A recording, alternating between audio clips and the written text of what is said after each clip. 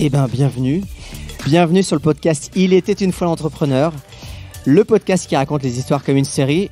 Aujourd'hui, c'est un peu un épisode exceptionnel parce qu'on est en live dans un lieu aussi exceptionnel, le couvent Leva.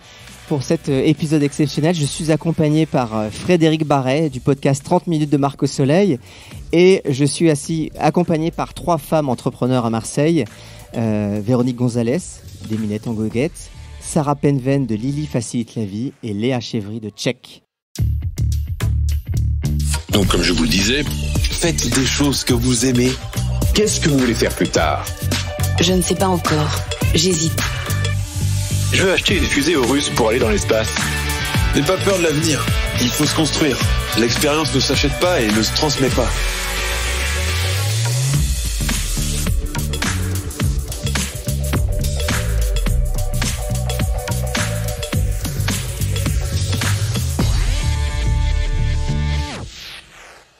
On va commencer directement par la chronique, ça va être plus simple.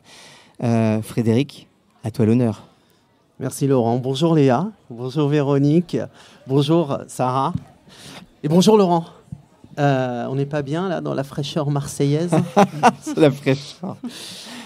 Alors quand on a réfléchi sur le thème du podcast, on a pensé être femme entrepreneur à Marseille. Franchement, est-ce que c'est un sujet de podcast? Parce que des sujets sur les femmes entrepreneurs, il y en a plein, il y en a des centaines. Des sujets sur l'entrepreneuriat à Marseille, il y en a plein aussi, ou en province, c'est pareil. Alors pourquoi croiser les deux? On va déjà commencer par l'entrepreneuriat. Est-ce que vous saviez que selon les sources, et je vais citer par exemple le magazine Challenge, moins d'une start-up sur 3 a été fondée par une femme?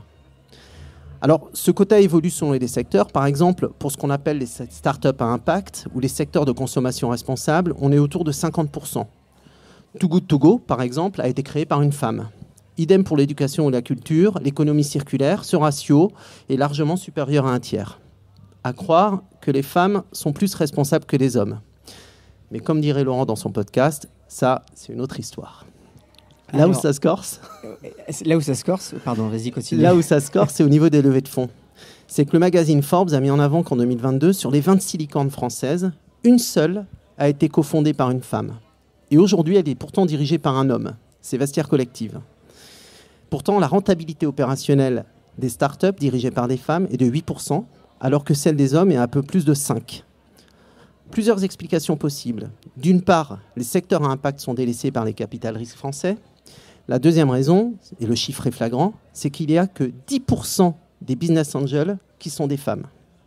Autrement dit, le problème ne vient pas des femmes entrepreneurs, le problème vient de cet écosystème qui ne s'intéresse pas à ce qu'elles font. Ça, c'était les femmes. Parlons maintenant de Marseille. Ah, Marseille. Alors, une étude très intéressante est sortie il y a quelques jours sur les levées de fonds en France, qui a été diffusée par le site sifted.eu. Est-ce que vous saviez que sur plus d'1 milliard d'euros, Paris représente 80% des levées de fonds sur les startups en France sur le premier semestre 2023. La France est, avec le Royaume-Uni, le seul pays européen à ne compter que sa capitale dans le top 20.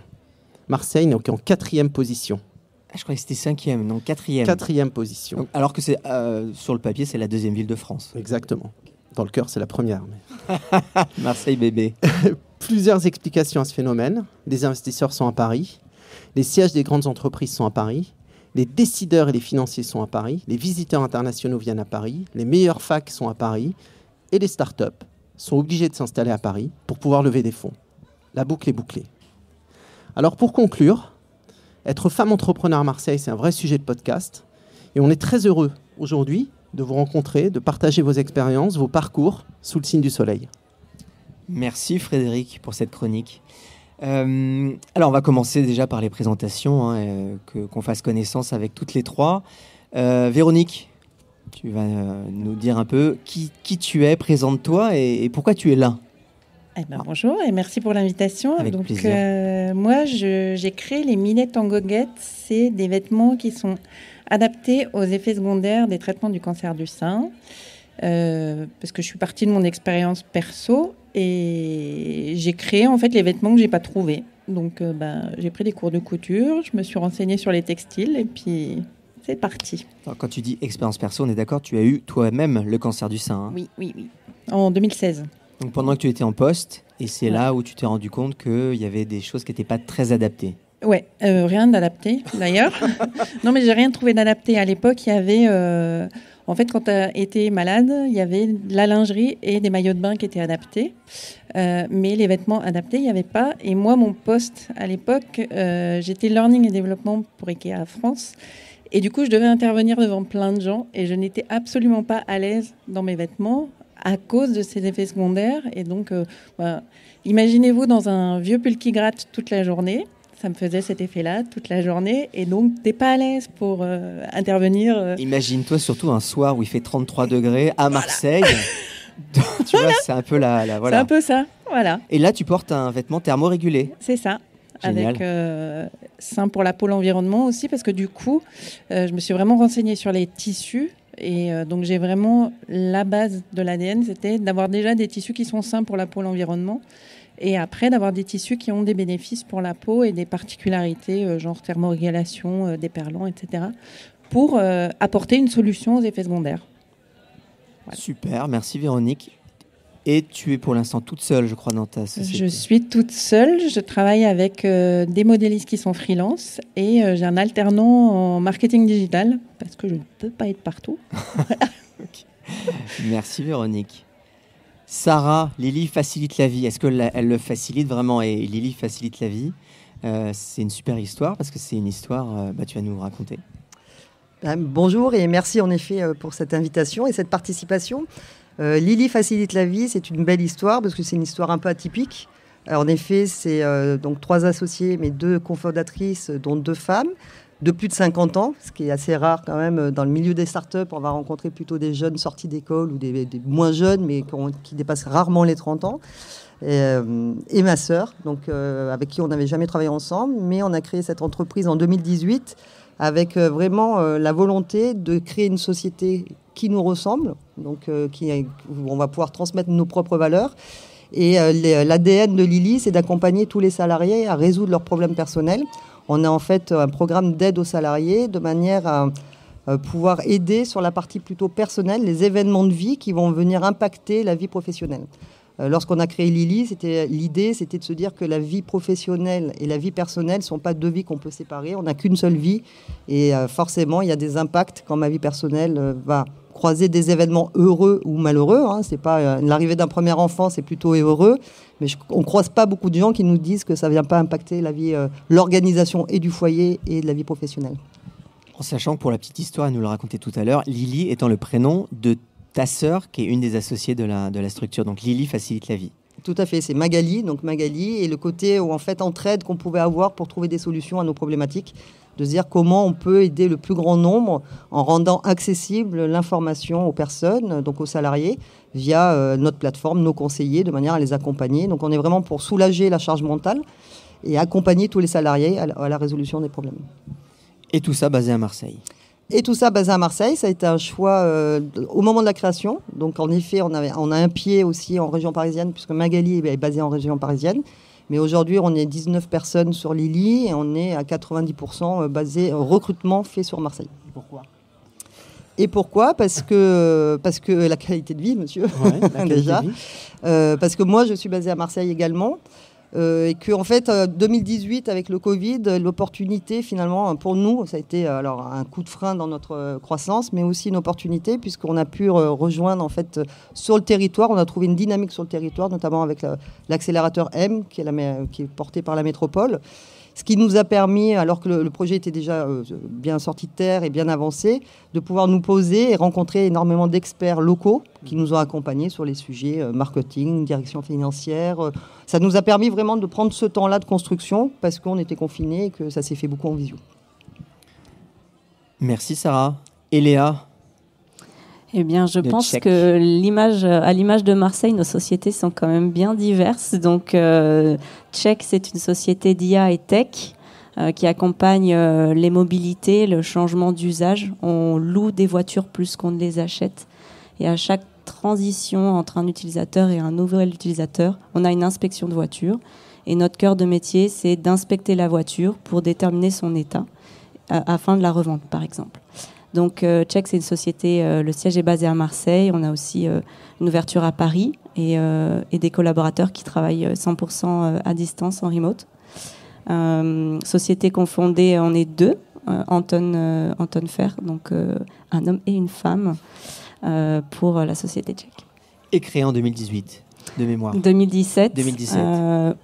Donc on est une vingtaine de personnes aujourd'hui. On rayonne sur l'Europe, même un petit peu au-delà au niveau de notre produit et notre ouverture. Et donc voilà, à l'image de la grande diversité de Marseille, IA, tech, vraiment diversité de produits. Et Léa, moi j'ai une petite question. Vous êtes une quinzaine chez Tchèque. Vous êtes combien d'hommes, combien de femmes dans l'intelligence artificielle et la tech? Alors, à mon grand regret, on est donc 2 à la tête homme-femme, donc ça fait 50-50.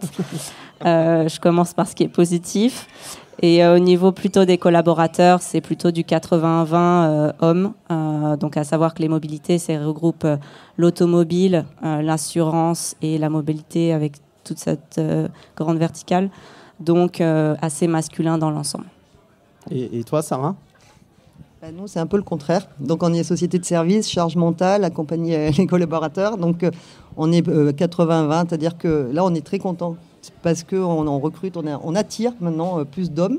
On a été quasiment 100% féminine au tout début parce que c'était des sujets, je pense, où on s'identifiait aux sujets qu'on allait porter et que donc les premiers recrutements étaient plutôt des femmes qui aussi souhaitaient changer de travail et d'environnement de travail et rejoindre une société un peu plus accueillante, bienveillante. Mais aujourd'hui, on voit que ce sujet-là est porté aussi par les hommes puisque nos 2 derniers recrutements, ce sont des hommes. Et donc, on est assez fiers de dire on progresse sur ce sujet-là aussi. D'accord. Et n'hésitez pas, messieurs, à nous rejoindre. Il y a une question qui me taraude depuis tout à l'heure que je t'écoute, Sarah aussi. C'est comment 2 femmes qui ont plus de 50 ans sont allées pitcher, parce que vous avez fait une levée de fonds de mémoire. On a fait 2 levées de fonds. Donc, comment 2 femmes de plus de 50 ans se retrouvent devant des VC à dire, alors que d'habitude, ils voient des mecs de 25 ans qui fraîchement sortis d'école.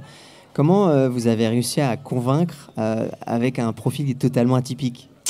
Parce que, alors déjà, les premiers investissements se sont faits aussi sur un family business et qui est porté par une femme, dont la directrice générale est une femme. Alors, attends, tu es en train de sous-entendre que je sais quand pas. Même plus... Non, mais on va poser les choses sur la table. Tu es en train de sous-entendre que c'est quand même plus simple de lever de l'argent quand on a une femme en face qu'un homme dans cette situation-là. Peut-être sur les sujets que nous portons, qui sont justement la charge mentale et l'accompagnement des salariés sur ces sujets-là qui sont encore beaucoup, malheureusement, même si ça change, on voit bien l'évolution, portée par les femmes. C'est-à-dire la garde d'enfants, la scolarité, la parentalité. Donc, c'est ces sujets-là, on voit qu'il y a de plus en plus d'hommes, mais beaucoup portés par les femmes. Donc, je pense qu'il y a eu un accueil plus favorable parce que c'est un sujet qui, aujourd'hui, va être porté par les entreprises aussi, parce que ça va être nécessaire d'accompagner ces salariés sur ces sujets-là. Donc, sur la première levée de fonds, il y avait un côté visionnaire, parce que c'est un marché qui est en ouverture aussi, qui n'est pas complètement mature. Donc, de se dire, en effet, c'est des sujets d'accompagner les salariés avec du service sur ces thèmes-là qui vont voir le jour dans les prochaines années. Et sur la deuxième levée de fonds, on a levé 3 millions d'euros. C'est en effet une directrice générale, une PDG d'une grosse mutuelle qui se dit, en effet, c'est un sujet sur lequel on doit investir parce que ça va devenir incontournable pour l'ensemble des salariés.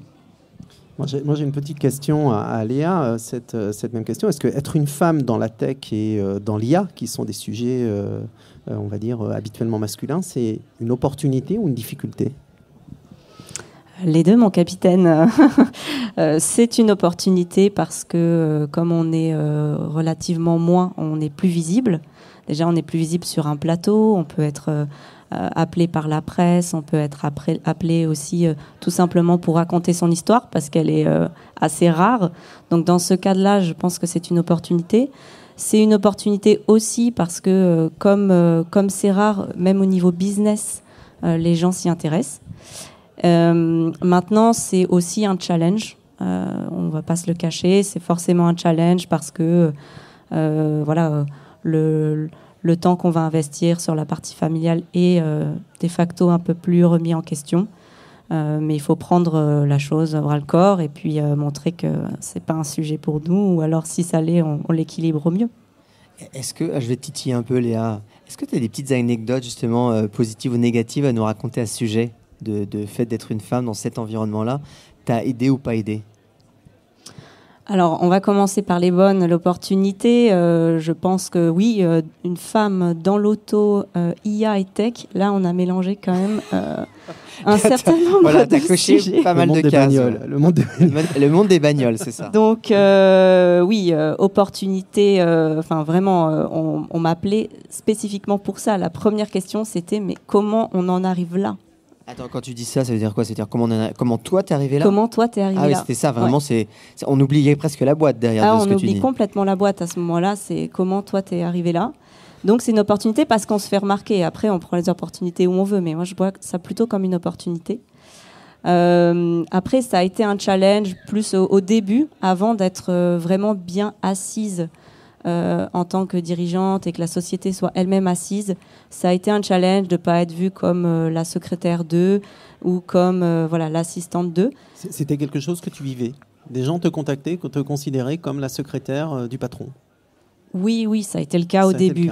C'est vraiment plus du tout le cas aujourd'hui et je pense que le déclic, en partie, il a été en moi-même. Et quand je compare avec d'autres entrepreneurs, c'est aussi le cas. C'est-à-dire à partir du moment où on prend la position, ça va plus me toucher et c'est impossible que ça réarrive, on a l'assurance et en face, on ne nous pose plus du tout la question. Donc, je pense qu'il y a une partie pour ceux qui nous écoutent à prendre de ça va vous arriver, attendez-vous à ce que ça vous arrive. Et en même temps, peut-être soyez davantage prête à vous dire que ça ne vous touche pas. Et à ce moment-là, ça ne réarrive plus. Toi, Véronique, en tant que femme, tu as eu des difficultés? Alors moi, mes difficultés, ça a été quand je suis allée démarcher les banques. Alors, pour la petite histoire, j'ai fait donc plusieurs banques et j'ai rencontré donc 2 banquiers hommes et 3 banquières. Et donc, sur le déroulé des questions, les 2 hommes ont commencé par me poser la question de ma situation personnelle. Alors, bientôt 50 ans, maman solo, qui a été malade. Pareil, en fait, comme Léa, je cochais un peu les cases qu'il ne fallait pas. Et à peu s'intéresser au projet, mais vraiment à la fin. Et contrairement aux femmes qui partaient vraiment sur le projet, les compétences, enfin les miennes et celles dont j'avais besoin. Et vraiment, en tout dernier, la situation personnelle, juste pour avoir une idée, en fait, pour aller plaider le dossier. Donc, la façon d'aborder était vraiment différente. C'était des banques marseillaises ou des banques parisiennes? C'était. Je suis allée à Marseille. Hein, T'es allée à Marseille? Oui, je suis allée à Marseille. Je suis allée à Marseille.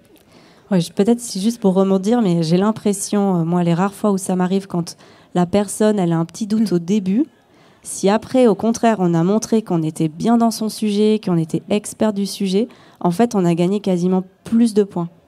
Et ça aussi, c'est l'opportunité. C'est à ISO avec un homme, c'est vraiment...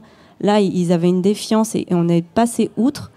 Inversement, je pense que c'est une opportunité. Mais c'est vrai ce que tu dis, parce que moi, j'ai appris ça à me mettre dans les chaussures de l'entrepreneur. Voilà.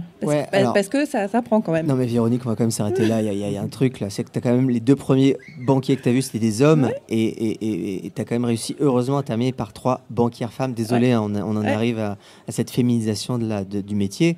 Et au final, si tu les avais écoutés, tu ne serais pas là avec nous autour de cette table. Donc ça t'a quand même mis par terre. Il ne faut pas non plus balayer ce qui s'est passé derrière. Oui. Et les questions qu'ils t'ont posées, de ce que tu nous as dit, n'étaient pas forcément adaptées. Tu vois, ça t'a un peu... Oui, je me suis posé la question. Voilà. Je me suis dit, si ça avait été un homme, est-ce qu'on lui aurait posé la question, même s'il avait été malade et qu'il aurait entrepris une marque de vêtements adaptée, peu importe. Je me suis quand même posé la question, est-ce qu'on lui aurait posé la question de savoir si, étant célibataire, qui va ramener... La question est vite répondue. Il n'aurait jamais dû, 1, la poser, 2, il n'avait pas à la poser, et 3, la conséquence, c'est que ça t'a mis par terre, mais tu n'as pas lâché le morceau et tu as gardé ton truc. Comment ça se fait que du coup, tu as continué malgré le fait que tu te sois pris 2 gros râteaux par 2 hommes? Désolé pour j'ai pris un raccourci dans le truc, mais tu vois l'idée. Oui. Alors, moi, je fais depuis que j'ai commencé à entreprendre, mais même déjà avant, en fait, je suis très papier. Et donc, j'écris sur mon agenda chaque semaine, en fait, les bons trucs, mais aussi les choses que j'ai à améliorer.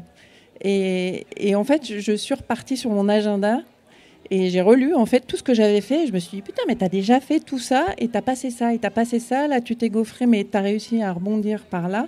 je vais passer par la fenêtre pour aller chercher mes prêts. Et j'ai fini par les avoir. Et tu as continué et tu les as eus. Ouais. Juste, on peut se permettre de citer les banques qui t'ont financé? Là, c'est Crédit Mutuel. Merci. Et puis, j'ai été soutenue aussi par France Active, et Initiative Marseille et BPI France. Voilà, il faut les nommer. Merci à eux. Par rapport à Marseille, justement, aujourd'hui, est-ce que c'est une opportunité ou une difficulté d'être entrepreneur à Marseille? Alors, pour moi, je trouve que c'est une opportunité parce que je trouve que c'est une ville de réseau. Donc moi, je suis toute seule et à un moment, je me suis dit qu'il fallait que je sorte de mon salon. Donc, je suis partie au Carburateur dans le 15e à Marseille, où là, il y a vraiment des conseils, beaucoup de choses et beaucoup de réseaux. Voilà, qui t'aide vraiment à avancer sur ton projet. Quand tu te poses une question, on te dit tiens, je te donne tel contact, tu vas, et puis ça te fait vraiment gagner beaucoup de temps.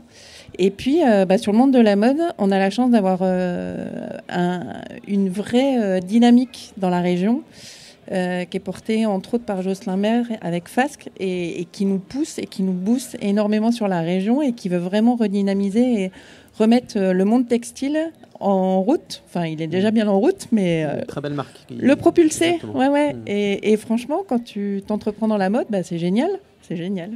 Marseille, capitale de la mode. Exact. Et ça fait déjà des années. Et toi, Sarah, Marseille, est-ce que c'est une difficulté d'être entrepreneur à Marseille ou une opportunité? Alors, moi, je le vois plutôt comme une opportunité. Et c'est pour ça qu'on rapatrie notre siège aussi à Marseille. On l'a fait au mois de juin, là, parce que cette volonté d'être vraiment ancré sur le territoire, c'est une promesse qu'on avait faite à l'époque où on avait été accéléré et donc aujourd'hui, on honore. Pour moi, c'est une opportunité parce que, en effet, je trouve que le réseau, une fois que tu arrives à travailler avec le réseau, tu as plus d'opportunités d'être visible. Quand on est dans une grande ville comme Paris, je pense que tu as plus de mal à pouvoir émerger. Alors que là, on voit bien qu'avec tous les réseaux, alors je peux en citer quelques-uns, mais on a la CPME, le PE13, Marseille Innovation, on a tous ces accompagnants en fait qui vont nous permettre de continuer à grandir et donc de découvrir des experts et tout ça, et deux, de pouvoir réseauter, notamment parce que faut pas oublier que quand on lance une boîte, c'est aussi pour qu'on vende notre solution et donc de pouvoir mettre le pied dans toutes les entreprises avec lesquelles on peut adresser la solution.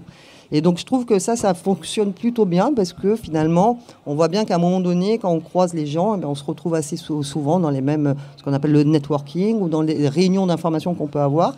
Et ça, je le vois comme une opportunité. Après, tout à l'heure, tu as parlé toi-même des chiffres. En effet, sur les investisseurs, sur la capacité de lever de fonds, nous, aujourd'hui, ça s'est fait plutôt en région parisienne. Donc là-dessus, je peux pas en parler plus par rapport à la région et le territoire. Attends, donc tu as levé des fonds à Paris, mais néanmoins, tu t'es fait accompagner sur Marseille. Oui. Donc, oui. C'est... Et on a été... et en fait, je réfléchissais en préparant un peu le fait d'être à Paris. On a aussi eu des investisseurs qui nous ont suivis alors qu'on était une boîte marseillaise. C'est-à-dire qu'ils savaient bien qu'on allait s'ancrer sur le territoire. Non, mais quand tu as levé des fonds, le siège était à Paris à ce moment-là. Oui, mais nos recrutements, on ne les a pas cachés, étaient déjà à Marseille. Et on a toujours dit qu'on serait ancré à Marseille. Donc on a des Parisiens, des leveurs parisiens qui ont accepté de financer une boîte marseillaise. C'est pas mal ça. Et c'est pour ça que l'info, moi je trouvais qu'elle était bonne à partager parce que ça permet ça aussi. C'est qu'on a légitimité, crédibilité à avoir des boîtes marseillaises qui ensuite, en fait, les investisseurs, il faut les prendre où ils sont. Et alors comment vous êtes allé chercher justement ces investisseurs? Après là, c'était plus du réseau justement de Magali Siméon qui est la cofondatrice et le fait d'avoir aussi d'avoir fait le même travail de réseautage sur la région parisienne et du réseau personnel. Et toi, Léa? Est-ce que le fait d'être à Marseille, c'est un atout ou une difficulté pour une société spécialisée dans l'IA? Je suis un peu plus mitigée et je diviserai peut-être deux parts du business. La partie business commercial et la partie business entrepreneur financement. Pour moi, le business commercial, on a eu des difficultés à être basé à Marseille, notamment quand on travaille avec l'Allemagne et qu'on dit on est basé à Marseille, where is that? Voilà.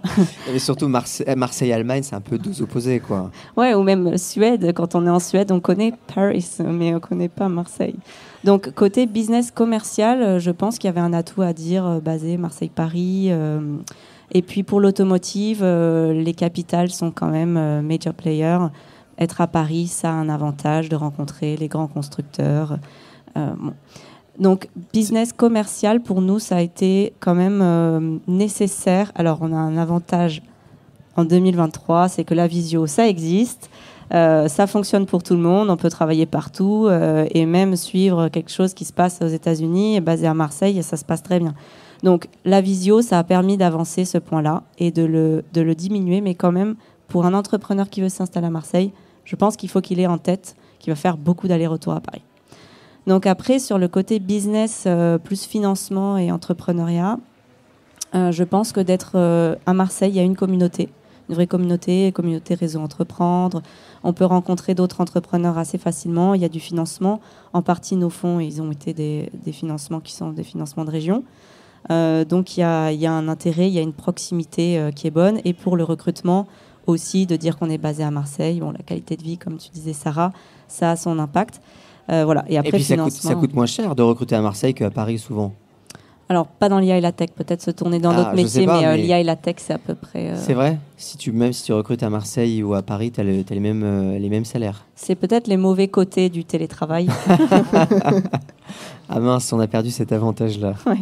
Alors, voilà. Après, donc, voilà, je pense qu'il y a un vrai intérêt à être basé à Marseille. Il y a un écosystème qui existe, même dans la tech. Maintenant, si on veut faire des grosses levées de fonds, par exemple, pour moi, c'est une évidence qu'il faut rencontrer aussi d'autres entrepreneurs qui ont les bons conseils, qui ont les clés et qui sont basés à Paris. Donc, il faut avoir les deux en tête et assumer ces deux côtés, selon moi. Tu disais avant qu'on fasse le podcast qu'il était très facile à Marseille de rencontrer des décideurs très importants de la région, alors qu'à Paris, c'était a priori plus compliqué. Tu prenais l'exemple du patron de l'OM. Oui, voilà. Je pense que ça arrive plus facilement à Marseille d'avoir un événement local, des entrepreneurs et entreprises qui ont peut-être la performance de rayonner sur l'ensemble du territoire et de se retrouver à côté du président de l'Olympique de Marseille. Je pense que ce serait plus rare si on était basé à Paris. Après, est-ce que commercialement ça fait ton business ? Non, mais est-ce que ça peut te créer des opportunités et aussi des échanges ? Les échanges peuvent être facilités. Voilà, la proximité qu'il y a ici. Mais c'est une vraie anecdote, le président de l'OM ? Oui. D'accord, c'était une vraie anecdote. Récemment ? Oui. D'accord. Ouais. Et très accessible d'ailleurs. Et très accessible ? Très accessible. Il a accepté de rentrer... Non, il n'était pas investisseur dans la boîte. Non, c'était vraiment pas du tout dans ce cadre-là. Si vous deviez donner des conseils d'entrepreneurs pour les gens qui se lancent, pour les femmes, entre autres, mais pas que, je pense que c'est applicable à tout le monde, en dehors de ne pas aller voir certains banquiers, je rigole, qu'est-ce que ça serait les bons conseils à donner pour les gens qui veulent se lancer à Marseille, selon toi, Véronique ? Pour moi, c'est d'aller, de sortir de chez soi, vraiment de réseauter et de rentrer dans des incubateurs parce que ça te fait vraiment gagner des mois, voire des années, je pense. Enfin, si je parle de mon cas personnel, moi, j'ai été salariée pendant 25 ans. Donc, c'est ma première expérience d'entrepreneur où tu dois réfléchir à tout à 360 degrés. Il y a plein d'infos partout, mais il faut prioriser. Et quand tu es tout seul, tu ne sais pas forcément prioriser. Et ça t'aide vraiment. Tu as des bons conseils et tu as les bonnes relations aussi pour avancer dans ton projet. Voilà. Tu étais accompagné par qui, toi ? Moi, par les Premières Sud. D'accord, qui est un incubateur féminin et d'équipe mixte. D'accord, voilà. Ouais. D'équipe mixte. Yeah. D'accord. Voilà. Bon, Première Sud. Sarah ? Alors moi, je rejoins vraiment ce que tu viens de dire. Et après, je pense qu'il faut voir, quand on se lance dans l'entrepreneuriat, c'est un marathon qu'on court et pas un 100 mètres. Et ça, c'est hyper important parce qu'on voit beaucoup les storytelling un peu partout. On a l'impression qu'il y a plein de startups ou de boîtes qui se sont créées et le succès est arrivé très rapidement. Et quand on se lance en tant qu'entrepreneur ou entrepreneuse, associée ou toute seule, je pense que c'est ce qui peut faire le plus de mal, c'est de se dire pourquoi nous, ça prend plus de temps. Et donc d'être bien accompagné, de pouvoir parler de son projet, de pouvoir de discuter, parce que c'est comme ça qu'on se challenge aussi, parce que c'est vrai que l'accueil est toujours plutôt chaleureux, en disant, à partir du moment où on n'a rien à vendre, on fait que challenger le concept, ça fonctionne bien. Et donc de se dire ça, c'est que c'est un marathon qu'on court, donc ça sert à rien de vouloir aller très vite, de partir trop vite, parce que c'est comme ça qu'on peut s'épuiser. Et nous, avec Magali, on a une image au-dessus de nos bureaux, c'est l'iceberg, le fameux iceberg. qui montre en effet la face que tout le monde peut voir. Attends, quand tu dis on a une image, c'est imprimé? Ouais, on l'a imprimé parce que ça nous fait du bien de le regarder. Donc, et de voir. L'iceberg, c'est un neuvième la face immergée et 10%. Voilà. Et tout le reste, c'est donc après c'est la persévérance, le travail, les échecs, les succès, tout ce qu'on va avoir dans la vie d'entrepreneur. Et ça, c'est chouette parce qu'en fait, on apprend. Voilà, moi, depuis 5 ans, j'apprends tout le temps. Et on voit bien qu'on avance. Avant, toi, tu étais salarié. Moi, j'étais salarié dans des... En fait, on a plein de jeunes entrepreneurs autour de ce canapé. Si et salarié dans de grands groupes aussi, où en fait, tu n'as pas accès à tout ce qu'on doit faire quand le jour où on commence, en fait, où on fait tout, on touche à tout. Et c'est comme ça aussi qu'ensuite, ça permet, dans les recrutements, de pouvoir choisir les bons profils, parce qu'on connaît un peu plus le métier de chacun. Que ça soit le côté, alors à part le dev qui est très spécifique, mais le côté market, le cross hacking, tout ce qu'on a pu toucher pour ensuite pouvoir le confier à d'autres personnes. Tu regrettes pas d'avoir quitté ton boulot salarié? Non, aucun moment. Non. On s'éclate vraiment, franchement. C'est top parce que ça donne une super énergie, parce qu'on apprend, parce qu'on continue d'avancer et qu'il faut le faire. Voilà, il faut foncer, il faut le faire en sachant qu'on court un marathon et que c'est long. Et donc, vaut mieux y aller avec cet état d'esprit. Avec Lily. Donc l'accompagnement, la persévérance, et toi Léa? Alors moi, ça me fait beaucoup rire parce qu'on doit avoir écouté soit les mêmes podcasts, soit on vit vraiment la même expérience entrepreneuriale, mais j'avais pensé à cette même métaphore du marathon. Mais pour aller plus loin, je pense que c'est aussi la forme d'une maison, c'est brique par brique. Et je pense que la base de l'entrepreneuriat, du mindset entrepreneurial, c'est trouver des solutions. Et voilà, il va y avoir des hauts et des grands succès qu'il faut d'ailleurs bien fêter, mais il va y avoir aussi des bas, des coups de moins bien. Et je pense que c'est important de se dire que c'est le travail et le mindset de trouver des solutions, d'essayer de faire de toute façon avancer sa barque, son bateau, qui va faire la différence.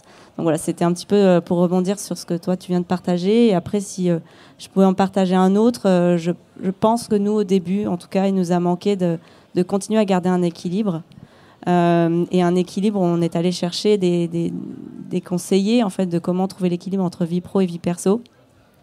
Et un très bon conseil qu'on a eu, donc je vous le partage si ça peut vous être utile, c'est de garder un truc que vous supprimez jamais de votre agenda et qui est récurrent. Donc ça peut être une fois par semaine, je mange avec un tel, ou une fois par semaine, je fais de la danse, je sais pas, je fais du yoga, je crie un grand coup sur mon canapé, j'en sais rien, mais un truc qui vous fait du bien.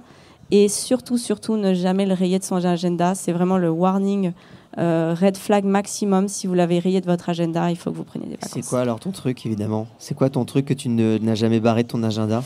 Eh bien, depuis ce moment-là, une fois par semaine, je me mets au yoga. Vraiment, je coupe tout. Et ça m'a pris du temps de ne pas le rayer de mon agenda. Mais vraiment, c'est important de le partager. C'est que ça prend le dessus, l'entrepreneuriat, ça prend le dessus sur tout. Et c'est quand ça commence à devenir récurrent et que vous ne le supprimez plus de votre agenda que je pense que vous êtes réellement plus équilibré pour la boîte aussi. Et toi, Sarah, qu'est-ce que tu ne rayes pas de ton agenda? Mes sessions de sport, mais je suis assez d'accord. C'est quelque chose que j'ai remis dans mon agenda parce que j'avais tendance à le reporter, à le décaler en disant que voilà, je le ferai plus tard. Et avec le télétravail, on se rend compte qu'on est aussi plus sédentaire. Et donc de se dire, on peut avoir des visios de 2, 3, 4 heures d'affilée. Donc ça, depuis maintenant 6 mois, c'est quelque chose en effet où les sessions sont vraiment dans l'agenda et je ne les manque pas. Véronique, toi, qu'est-ce que tu n'as jamais barré de ton agenda? Est-ce que tu l'as réussi? Encore. Elle y est pas encore. C'est l'occasion. Non, mais parce que pour le moment, en fait, je suis encore chez moi et fin de l'année, on va avoir une boutique. Donc, ça va me permettre vraiment de c'est une super nouvelle. Attends, tu vas avoir une boutique physique à Marseille. Pour présenter tes vêtements à Marseille. Ouais. Bravo, félicitations. Merci. C'est quand la date? Mi-novembre. Si les travaux sont bien calés. Donc, Véronique, les minettes en goguette, une boutique qui va se lancer en novembre. Ouais. Et ça va me permettre justement de dissocier le perso du pro. Ouais, parce que jusqu'à présent, ta boîte, c'était chez toi. Si tu viens dans mon salon, tu as des mannequins, tu as des rouleaux de tissu, tu as des patrons. Et elle sera où, cette boutique? Elle sera juste derrière la rue de la République, sur le passage des Folies Bergères, qui monte au panier. D'accord. Voilà. On espère que tu l'annonceras et que tu nous communiqueras cette date. Et que tu auras une astuce pour tenir la semaine, Oui. le tips hebdomadaire. Voilà. Bon, Frédéric, je crois que c'est le moment de conclure. Tu voulais finir avec un petit mot ? Alors moi je vais juste, il y a quelque chose, c'est ce dernier point, c'est finalement pas spécialement féminin. Le fait d'avoir un tips hebdomadaire, le fait d'avoir la persévérance et ce que tu avais dit, Véronique, que j'ai plus en tête. Finalement, dans ce que vous avez dit, c'est le rôle de chaque entrepreneur au final. Il n'y a pas besoin d'être une femme pour avoir ces trois éléments. Mais voilà. C'était ce que j'avais envie de dire pour terminer. Être femme entrepreneur, c'est avant tout être entrepreneur. Et tous ceux qui connaissent cette posture ont vécu ce genre de moment et doivent avoir effectivement cet état d'esprit. Et Marseille a plein d'avantages. Tu voulais rajouter, Léa, quelque chose dont je t'ai vu Oui, non, justement, mais ouvrez les portes si vous entreprenez, rencontrez d'autres entrepreneurs. Ils ont tous les mêmes galères ou les mêmes joies quasiment au même moment. En fait, c'est important aussi de s'entourer pour cette raison-là. Merci à tous. Merci à tous pour ces témoignages. Merci Léa, merci Sarah, merci Véronique, merci Frédéric. Frédéric Barret du podcast 30 minutes de Marc au Soleil, je vais y arriver. C'était tout à fait d'actualité d'ailleurs. Merci à la Claque Podcast Party, le premier festival. Moi, je suis très heureux d'être là avec tous les copains podcasteurs qui étaient là, qui ont mis en place cette organisation assez géniale.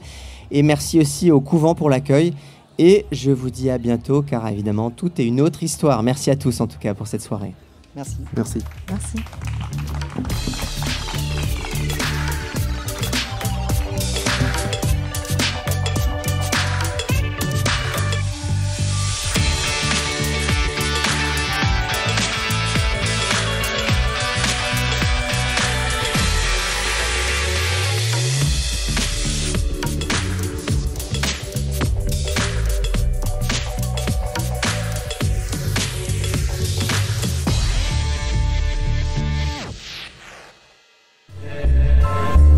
Claque.